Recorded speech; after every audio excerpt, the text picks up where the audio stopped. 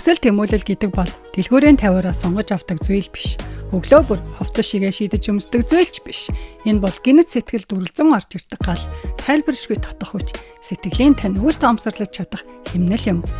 Нам гүмийн донд шивнэн дууддаг. Та хулдах гэж оролдоход мөрөн дээр тань зөөлхөн тогшиж, бууж өгтөл тань таныг тайван бус байлгадаг.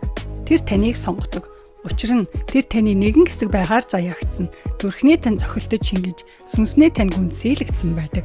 Таны хийх ёстой ганц зүйл бол түүнийг олж таньж, тэтгэж өсгөж, улмаар түүнээр замчлуулан өөрийн хүрэх ёстой заяа төргийн зүгт явах ёстой байдаг. Тиймээс хэрвээ хүсэл тэмүүлэл таныг олсон бол энэ бол зүгээр нэг хобби биш. Энэ бол таны дуудлага, таны энэ амьдрал хийхээр төрсөн ариун үйл юм аа.